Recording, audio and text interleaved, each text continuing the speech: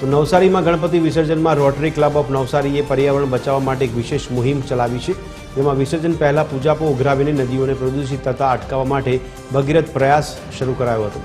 ગણેશ ઉત્સવમાં ભક્તો પ્રતિમા ઉપર ચડાવેલા ફૂલ પૂજાપાને નદીમાં પધરાવવાને બદલે પૂજાપો ભેગો કરવામાં આવે છે। ભેગો કરાયેલ પૂજાપાને રિસાયકલ કરવામાં આવે છે।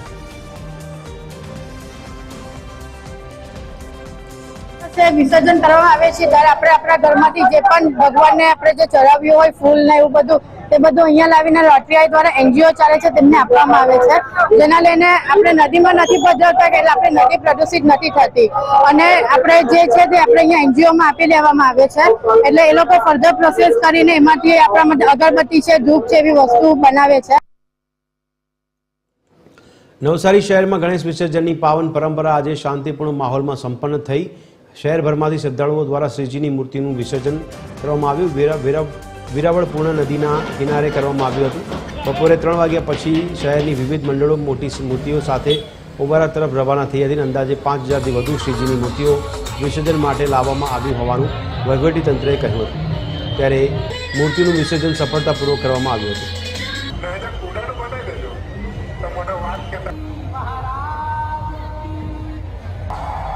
नवसारी जिल्ला में 10 दिवस सुधी श्रीजीनी आराधना और पूजा अर्चना कर्या बाद आज विसर्जन तहेवार है, त्यारे भक्तों मोटी संख्या में पूर्णा नदीना ओवारा पासे श्रीजीनी मूर्तिनु विसर्जन करवा माटे पहोंची रह्या छे। हाल जे छे ते विसर्जननी प्रक्रिया हाथ धरवामां आवी रही छे, परंतु विसर्जननी प्रक्रिया दरमियान एक मोटी मुश्केली सर्जाई रही है, कारण के उपरवासमां पड़ेला भारे वरसादना कारणे जे पूर्णा नदीना जलस्तर वध्या छे। हाल तो पूर्णा नदी छे ते 70 फूट पर पहुंची गई है, जेने लईने जे ओवारा पर विसर्जन प्रक्रिया दरमियान मुश्केली पड़ी रही है। जे मूर्तिओनु नवसारी शहर में 5000 थी वधु मूर्तिओनु विसर्जन करवामां आवी रह्युं छे, त्यारे आज पाणी वधवाना कारणे जे विसर्जन प्रक्रिया में पण जे अहींना जे स्टाफ छे तेने मुश्केली पड़ी रही है, तेने लईने महानगरपालिका द्वारा मूर्तिओनु विसर्जन करवा माटे अहीं क्रेन मंगाववामां आवी छे। त्यारे हाल तो जे आस्थाना ओवारा पर जे प्रमाणे मूर्तिओनु विसर्जन थई रह्युं छे तेने लईने वहीवटी तंत्र पण एलर्ट बन्युं छे અને